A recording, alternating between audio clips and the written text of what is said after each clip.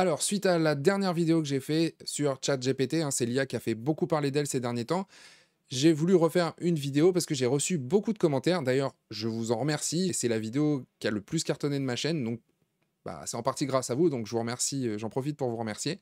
Donc j'ai eu différents types de commentaires, des commentaires où des personnes me disaient: «Bon, ChatGPT, pas du tout impressionné, ça me fait rien», et d'autres, au contraire, c'est: «Est-ce qu'il faut, continuer finalement à coder? Est-ce qu'on va pas vraiment se faire remplacer? Parce que ça commence à être, assez impressionnant, alors peut-être pas en l'état, mais demain, qu'est-ce qui va se passer, quoi?» Donc ce que je vais faire, c'est répondre à cette question en vidéo et montrer un petit peu comment un développeur, finalement, utilise l'intelligence artificielle. Et je vais me baser sur 2 de mes anciens tutos. Donc il y a le premier tuto, si vous vous souvenez, c'est le tuto avec, la carte en 3D, et mon dernier tuto en date, c'était avec le logo de React reproduit en CSS. Et on va voir un petit peu comment l'IA, elle gère ça. Alors, je vais pas forcément parler ici de ChatGPT tout de suite, mais plutôt d'une IA que les développeurs utilisent souvent pour les aider à coder, c'est GitHub Copilot. Alors, elle est basée sur l'algo GPT-3, tout comme ChatGPT, et cette IA va s'installer comme une extension dans notre éditeur, moi c'est VS Code ici, et vous permettre de coder beaucoup plus vite, et même, pourquoi pas, de faire du code que vous n'auriez pas forcément su produire. Par exemple, si je veux faire un cube en 3D qui tourne sur lui-même, peut-être que je ne sais pas forcément le faire, mais je sais par exemple qu'il faut que j'utilise Three.js. Alors je pourrais commencer à créer du code en commentant et lui en donnant à l'IA des infos pour qu'elle m'aide. Par exemple ici j'ai laissé l'IA me guider pour construire un cube en 3D directement, et ça marche. Alors le cube ici on ne le voit pas forcément sous forme de cube puisqu'il est à plat, mais si je décide de l'animer par exemple, là je vais demander d'animer, de créer une sorte de fonction qui va animer mon cube. Je vais donc lui écrire en commentaire et l'IA le fait. Donc je suis d'accord, c'est impressionnant. Mais en vrai je vais vite être bloqué. Par exemple, si la couleur vert ici ne me plaît pas, je voudrais qu'il tourne peut-être moins vite aussi, je veux que ce soit un effet chromé plutôt, etc. Et là, je vais commencer à galérer un peu plus. Et c'est donc en fait quand je vais vouloir faire des choses bien particulières que l'IA va commencer à montrer ses limites. Alors oui, vous allez peut-être me dire que j'aurais pu utiliser ChatGPT pour lui demander de changer la couleur, etc. Mais au final, je vais quand même perdre du temps à demander, ça va toujours être plus long que si finalement je maîtrisais déjà l'outil. Allez, maintenant revenons sur l'un de mes derniers tutos, la fameuse carte en 3D. Voilà comment j'aurais pu la réaliser avec l'IA. Donc ici, je vais juste reprendre la partie JavaScript et je vais commencer à écrire, et automatiquement, on va voir qu'elle me suggère de sélectionner la bonne classe.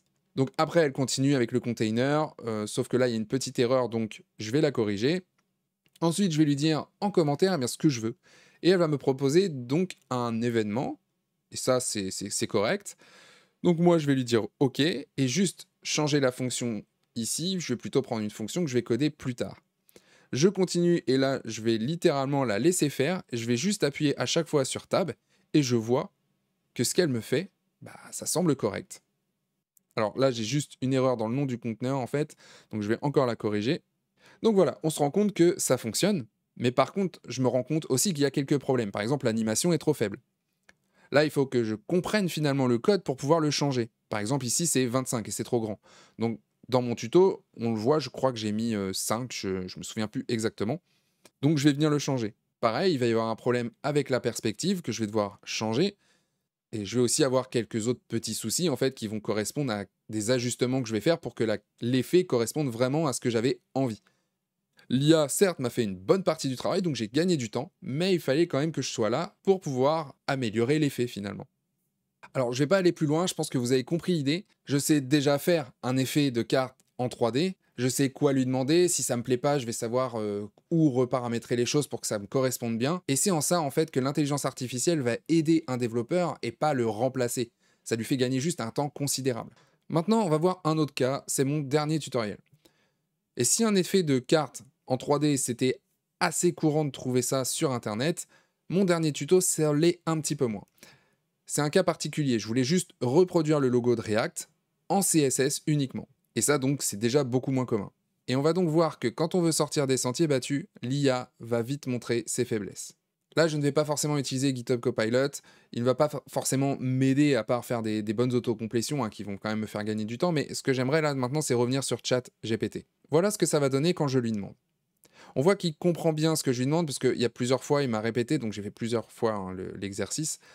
Et on voit bien qu'il a bien compris que je parlais de React.js, etc.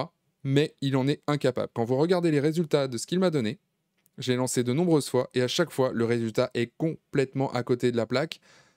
J'ai en général la bonne couleur, mais à part ça, et un cercle peut-être, ça change pas grand-chose. Donc en réalité, on se rend compte que les IA, en réalité, innover, c'est pas trop leur truc, hein. Même dans l'avenir, je pense que ça va être assez difficile de pouvoir faire ça. Parce que là, les IA se basent sur des données, déjà qui sont pas toujours correctes, mais si ces données-là n'existent pas, dès que je vais lui demander quelque chose qui est peu commun, on va avoir des limites de l'IA. Et il y a une chose qu'il ne faut pas oublier non plus, c'est qu'un développeur, de toute façon, c'est un feignant de base. Lui, ce qu'il a envie, c'est toujours d'aller plus vite pour faire les choses. Donc les choses chiantes, si on peut s'en débarrasser, c'est bien. Et en réalité, c'est ce que l'IA propose. En fait, toutes les choses qu'on est obligé de refaire à chaque fois, et bien là, l'IA va pouvoir le faire. Ça existe déjà, on ne le refait pas. C'est le principe dry qu'on connaît chez les développeurs, c'est-à-dire don't repeat yourself. Et donc, on ne va pas réinventer la roue à chaque fois. On ne va pas avoir le même code répliqué plusieurs fois dans notre code, enfin dans notre programme. Et ça, cette technique-là, bah, l'intelligence artificielle, c'est ça qui est bien, c'est qu'en fait, ça va nous permettre de réutiliser des codes qui existent déjà, qui ont peut-être été même mieux codés que nous. Donc, ça va être un bonus pour le développeur. Ça va pas le remplacer. La preuve d'ailleurs, c'est qu'il existe déjà d'autres outils, hein. Si je prends WordPress, Wix, etc., on m'avait déjà posé la question une fois, mais ça t'enlève pas ton travail, toi, finalement, que n'importe qui puisse créer un site? Bah, en l'état actuel des choses, non, au contraire, parfois les gens vont créer leur site, ils vont avoir des problèmes, puis au final, ils vont appeler un développeur ou quelqu'un qui va s'y connaître pour pouvoir régler certains problèmes. Donc en réalité, il y a pas eu depuis l'arrivée du no-code, par exemple, il n'y a pas eu une plongée des développeurs. Au contraire, il y a une pénurie plutôt de développeurs. Donc, je pense qu'avec les intelligences artificielles, on s'emballe un peu et ça va faire à peu près la même chose. Maintenant, c'est quand même à surveiller. Parce que ce qu'on pourrait se demander, c'est maintenant, est-ce que les IA ne vont pas devenir, avec le temps, de plus en plus monstrueuses et finalement réussir même à innover et nous remplacer donc totalement? En l'état actuel, non, mais il va falloir surveiller. Parce que, par exemple, si je vous parle de GPT-4, c'est donc la suite, hein, elle est déjà prévue, elle a l'air quand même prometteuse. Contrairement à GPT-3 qui déjà impressionne, là on sera plutôt dans l'ordre de 100 trillions de paramètres. Que GPT-3, je vous le rappelle, c'était plutôt 175 milliards de paramètres. C'est à peu près 500 fois plus. Après, comme dans bien des domaines, c'est pas forcément la taille qui compte, hein, surtout dans le domaine du machine learning, mais ça va être à surveiller de près et il faudra certainement s'adapter.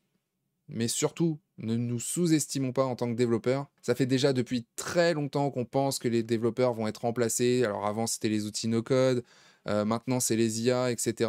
Mais il y a une chose qu'il ne faut pas oublier, vraiment, je réinsiste dessus, c'est qu'on sait normalement s'adapter. On sait utiliser les outils pour produire de la valeur. Donc on utilisera les outils comme l'IA pour produire et continuer à produire de la valeur.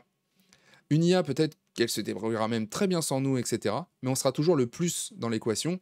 Et avec une IA seule ou une IA plus un développeur, je pense qu'avec le développeur, ce sera toujours mieux. Allez, c'est terminé maintenant pour ces vidéos sur les intelligences artificielles. Je vais arrêter un peu, je vais revenir à du concret comme les tutos que je faisais précédemment. Et donc moi, ce que je vous dis, c'est à la prochaine pour de nouvelles aventures. Codez bien.